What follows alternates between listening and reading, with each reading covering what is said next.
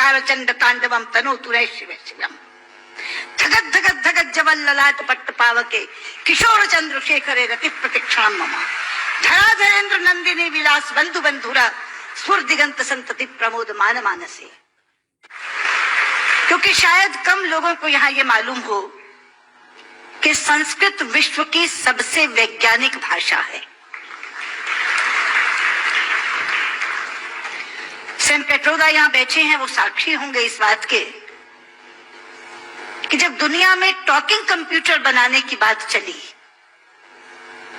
तो प्रश्न उठा कि कौन सी भाषा उसके लिए चुनी जाए, क्योंकि कंप्यूटर का अपना कोई विवेक नहीं होता। जो आप बोलते हैं वही वो लिखता है, और जो लिखा जाता दिया जाता है उसी को वो पढ़ता है। इसलिए भाषा व्याकरण की दृष्टि से भी वैज्ञानिक होनी चाहिए और ध्वनि की दृष्टि से भी। जो बोला जाए वही वो पढ़े। तो आज गर्व से माथा ऊंचा करके कह सकती हूं कि विश्व की तमाम भाषाओं की समीक्षा करने के बाद जिस भाषा को सर्वथा उपयुक्त पाया गया कंप्यूटर के लिए, वो संस्कृत है। क्योंकि जैसे अंग्रेजी में NO नो भी नो है और KNOW भी नो है। अब अगर आप कंप्यूटर को बोले आई नो दिस, तो लिखेगा INO नो दिस, कोई अर्थ ही नहीं निकलेगा उसका। कहीं T साइलेंट हो जाता है तो कहीं E साइलेंट हो जाता है। बोलते हैं, लिखते हैं एंटरप्रेन्योर, बोलते हैं एंटरप्रेन्योर। वो विवेकहीन कंप्यूटर कैसे देखेगा इसको? लेकिन संस्कृत में जो बोला जाता है वही लिखा जाता है। यहां तक कि छोटी ई और छोटे ऊ की मात्रा की ध्वनियां भी अलग है। इति, यदि आपने छोटा बोला तो इति, लेकिन दही बड़ी की मात्रा बोला तो दही। तो जो बोलेंगे वो लिखेगा, जो लिखेगा वही पढ़ेगा। लेकिन केवल ध्वनि की बात नहीं, मैं संस्कृत की वैज्ञानिकता के दो उदाहरण आपको देना चाहूंगी। संस्कृत में शब्दों का इतना अपार भंडार है मित्रों कि रचनाकार अपने व्यक्तित्व के अनुसार उसको चुन सकता है। एक प्रसंग है रामायण का कि जिस समय भगवान श्री राम लंकेश पर विजय प्राप्त करने के लिए लंका जाते हैं तो भगवान शंकर की आराधना करते हैं। वो स्तुति जिसमें करते हैं वो रामचरितमानस में रुद्राष्टकम के नाम से समाविष्ट किया गया है। रुद्राष्टकम के शब्द हैं, नमामि शमीशान निर्वाण रूपम विभुम व्यापकम ब्रह्म वेद स्वरूपम निजम निर्गुणम निर्विकल्पम निरीहम चिदाकाशमाकाशवासम भजे। लेकिन उसी समय श्री राम पर विजय प्राप्त करने के लिए रावण ने भी आराधना की थी, स्तुति की थी, और उसने अपना स्तोत्र स्वयं रचा था जो शिव तांडव स्तोत्र के नाम से प्रसिद्ध है। शब्द हैं, डमट डमट डमट डमन निनाद वड्डमर वयम चकार चंड तांडवम तनोतु रे शिव शिवम। धगत धगत धगत जवल ललाट पट्ट पावके किशोर चंद्र शेखरे रति प्रतीक्षाम मम। धरा धरेन्द्र नंदिनी विलास बंधु बंधुरा स्फुर दिगंत संतति प्रमोद मान मानसे। यहां बैठे किसी एक 5 वर्ष के बालक के सामने यदि मैं केवल ये 2 श्लोक रख दूं और ये कहूं कि बच्चा ये बताओ इसमें से कौन सा रावण ने रचा होगा और कौन सा राम ने पढ़ा होगा, तो बिना कुछ जाने वो कहेगा कि डमट डमट डमट डमन ये रावण का श्लोक होगा, क्योंकि शब्द उसके व्यक्तित्व से मेल खाते हैं। और नमामि शमीशान निर्वाण रूपम राम ने कहा होगा। यह है संस्कृत की वैज्ञानिकता। एक और उदाहरण देती हूं, आप हैरान हो जाएंगे। संस्कृत के एक रचनाकार हैं दंडी। उनका एक नाटक है 10 कुमार चरितम, जिसमें 10 राजकुमारों की कथा है अलग अलग। उसमें एक कथा आती है राजकुमार विश्रुत की। प्रसंग है कि वो आखेट के लिए शिकार करने के लिए जंगल में जाता है। एक तीर आकर उनके होंठ पर लगता है और उनका निचला होंठ कट जाता है।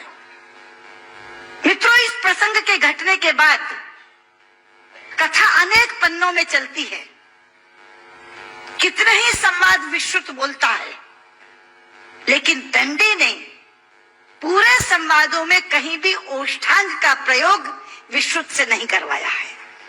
ओष्ठांग क्या है? पूरा अल्फाबेट हिंदी का जो पवर्ग है वो ओष्ठांग है। प फ ब फ म। प फ ब फ म दोनों होंठ मिलाकर बोले जा सकते हैं। अगर दोनों होंठ में से एक होंठ नहीं है तो आप प नहीं बोल सकते, ब नहीं बोल सकते, फ नहीं बोल सकते, म नहीं बोल सकते। ये पवर्ग ओष्ठांग है। तो अगर उसका एक होंठ कट गया तो उसने पवर्ग का उच्चारण कैसे किया, ये कोई भी प्रश्न कर सकता था रचनाकार से। इसलिए अनेक संवादों में कहीं भी ओष्ठांग का प्रयोग नहीं है। यह है संस्कृत की वैज्ञानिकता। लेकिन लोग आजकल कहते हैं कि संस्कृत तो बोलचाल की भाषा नहीं बन सकती, संस्कृत कभी जनभाषा नहीं रही। शायद इससे बड़ी अज्ञानता की बात कोई दूसरी नहीं हो सकती। संस्कृत जनभाषा रही है।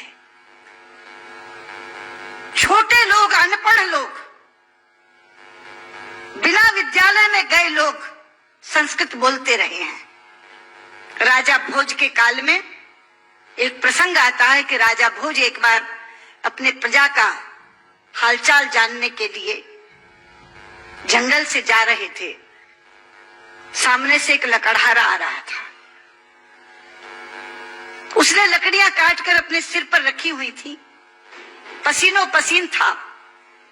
राजा ने लकड़हारे को देखा तो तब संस्कृत में ही बातचीत होती थी, संस्कृत ही जनभाषा थी। तो राजा ने लकड़हारे से कहा, किमते भारम बाधती, क्या ये भार तुम्हें कष्ट पहुंचा रहा है?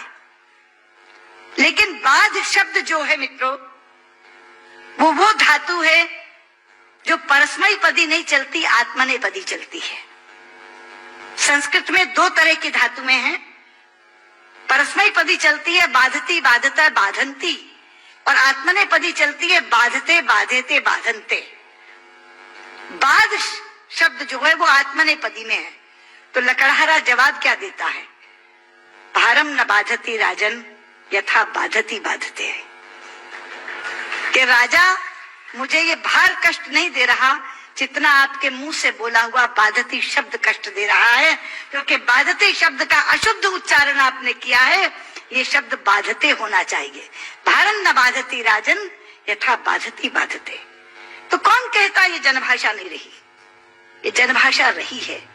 लेकिन आज मैं शंकर जी से कहना चाहूंगी कि आपकी साउथ इंडिया एजुकेशन सोसाइटी पर एक जिम्मेदारी आई है, क्योंकि आज संस्कृत केवल कर्मकांड की भाषा बनकर रह गई।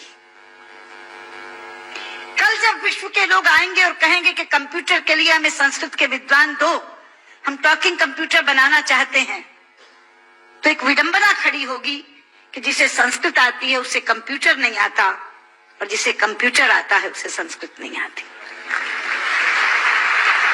इसलिए केवल साइटेशन संस्कृत में पढ़कर अपने कर्तव्य की तीसरी मत कर लीजिए। साउथ इंडिया एजुकेशन सोसाइटी का ये फर्ज बनता है, ये कर्तव्य बनता है कि वो ऐसे लोग पैदा करे जो संस्कृत और कंप्यूटर दोनों के परम विद्वान बने।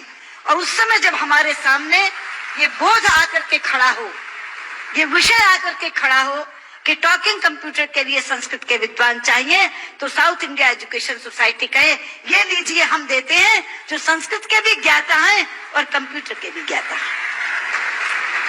क्योंकि अथाह भंडार भरा पड़ा है हमारे ज्ञान का, हमारे शास्त्र, हमारे उपनिषद, हमारे ग्रंथ, और उन ग्रंथों की सोच लोगों तक पहुंची नहीं। आज अभी शंकर जी अपने प्रारंभिक वक्तव्य में कह रहे थे, उदार चरिता नाम वसुधैव कुटुंबकम। ये संस्कृत जानने वाले की सोच है। संस्कृत बोलने वाला पूरी पृथ्वी को परिवार मानता है, वसुधैव कुटुंबकम। संस्कृत बोलने वाला पृथ्वी को परिवार मानता है और अंग्रेजी बोलने वाला विश्व को बाजार मानता है।